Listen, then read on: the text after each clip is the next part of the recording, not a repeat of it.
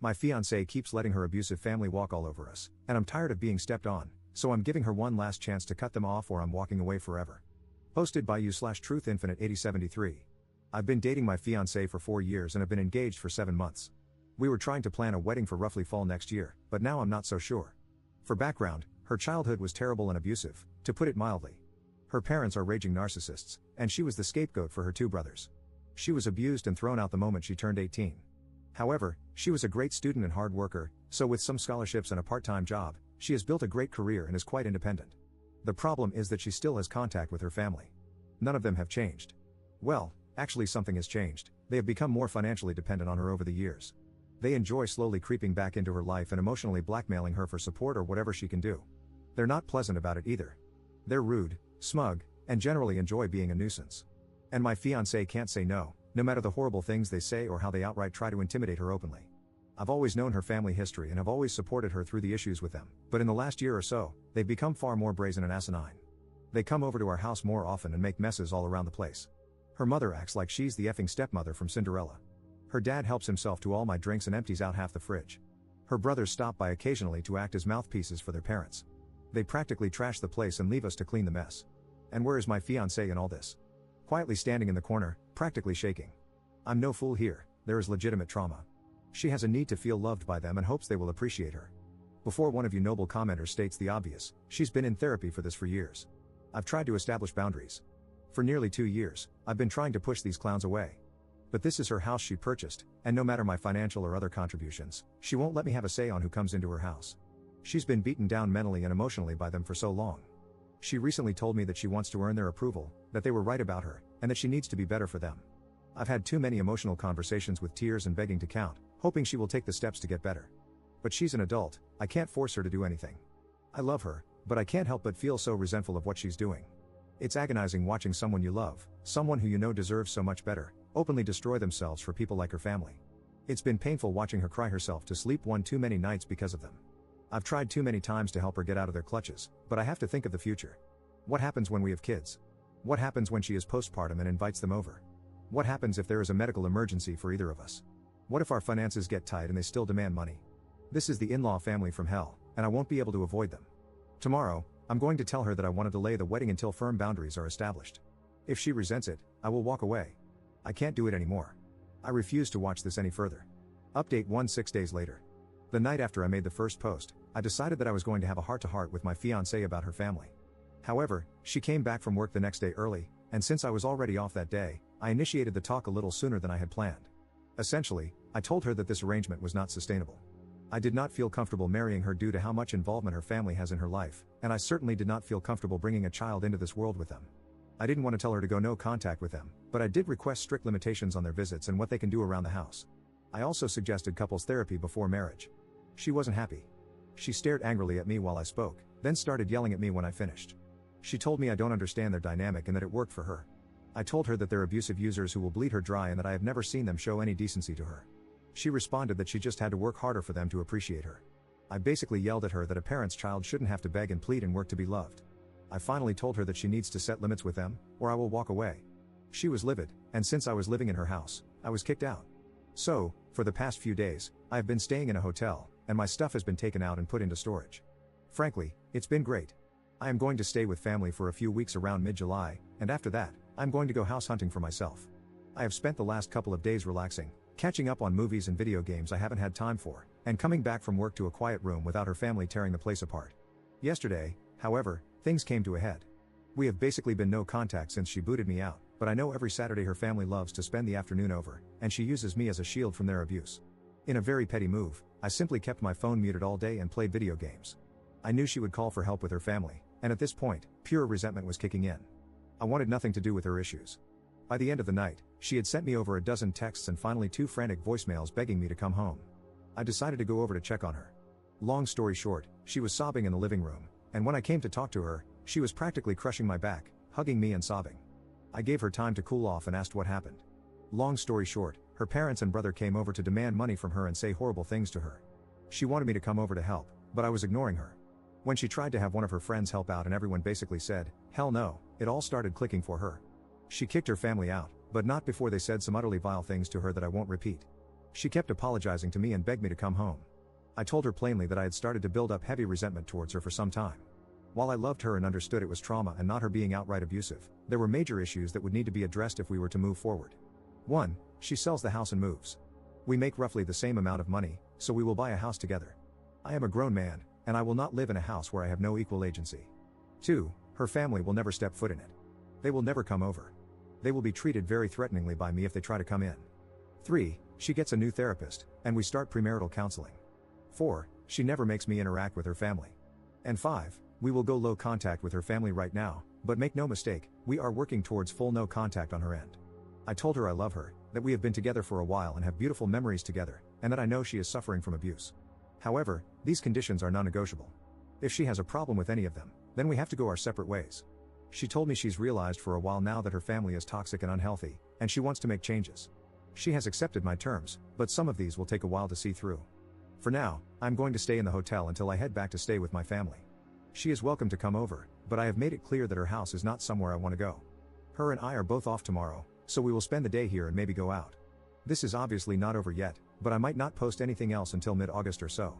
Update 5 days later. Despite all intentions of not updating until much later, with the hopes of an improved relationship with my fiancé and her establishing boundaries with her toxic family, we are now broken up. Essentially, what happened was that after last weekend, when I left her to deal with her family herself, she seemed to finally grasp the situation and was open to changes, including boundaries and a possible move. We spent Monday and Tuesday hanging out in my hotel until I went back to my family for a couple of weeks. The other night, she was being very vague with texting when she was originally supposed to come over. She came much later than expected, and I knew something was up. She basically unloaded on me, saying I was abusive, controlling, overly demanding, and unsupportive. It took me 5 seconds to figure out she was repeating verbatim some sort of rehearsed speech from her parents. To be honest, I was so agitated at this point that, despite making a huge gamble on her, I decided to be blunt about it. I asked her if her family told her to say this. She said they suggested it to her but that she came up with it herself. I don't believe that. I asked her to explain in detail what I did. She said I was living like a parasite off her. I reminded her that I'm paying 50-50 for her mortgage, 50-50 for utilities and groceries as well. I have my own car that I pay for and a job that makes almost as much as hers, unlike her parents who demand payments weekly and raid the kitchen on weekends. I told her to try again with something better. She looked flustered and said I was trying to isolate her. I smirked like a prick and told her that I have always supported her many friendships, which she has destroyed on her own because no one wants to deal with her family or be used as a shield like me. I practically demanded to know why she is so hellbent on destroying her life for these people. She shouted that I don't understand her family and that she's just trying to earn their love back, and she was basically ranting at that point. It's staggering to see up close how deeply abuse can affect someone. I've ventured into a few subreddits to get perspectives, and if you're familiar with them, you'll see how people who are victims of abuse by their own family can be so utterly broken that they truly believe they are the problem and deserve the abuse. That's how she was. She was utterly broken and didn't want help. She didn't want to get better, she just wanted to get worse. The realization hit me like a truck. I really did feel like a fool for trying, even if it was what I was supposed to do. She was practically berserk at this point, and I was just mentally exhausted and needed her to leave before someone called the police. She finally left, but I had a few concerned neighbors check on me. Some of her friends are aware of the situation, as they have messaged me to check on things. I told them the truth and that I just needed to be alone to think about what to do next. They revealed that she has given them similar rants after they expressed concern for her. One even heard that she might be at risk of losing her job. She is definitely having some sort of mental break. From my understanding, she is now completely isolated. She is sprinting into a horrible, lonely life right now, and there's nothing I can do for her at this point. As selfish as it sounds, I'm just glad it's going to be behind me. Update 3 days later. Things have kind of wrapped up, but there were some loose ends. I completely forgot to change my mailing address, which I should have done ASAP, so a couple of important things got sent to her house. I had to go pick them up, along with a few final items I wanted for my move that I had left there. She was being difficult and not responding to messages about them, so I had to go get them myself. I brought a mutual friend just in case. Thankfully, she was at least cooperative in letting me get my stuff, and it wasn't much of an issue. Everything else was though. She had a lot of nasty things to say. She told me she was already sleeping around, that she was happy now that I was gone, that she was finally free of me, and that she was going to be so much better off without me. She threw a lot of generic insults and horrible things you would commonly expect from a nasty breakup. And you know what? It was so obvious it was a rehearsed script from her family, and you could easily see how miserable she was. She looked like a mess, like she hadn't slept in days. The house was a mess. She wasn't even yelling, she sounded so exhausted and broken when she said it. She didn't even smile. Her face was just contorted in hate and anger. She was not the woman I knew anymore. That person was gone. When I was getting ready to leave, she was still going on.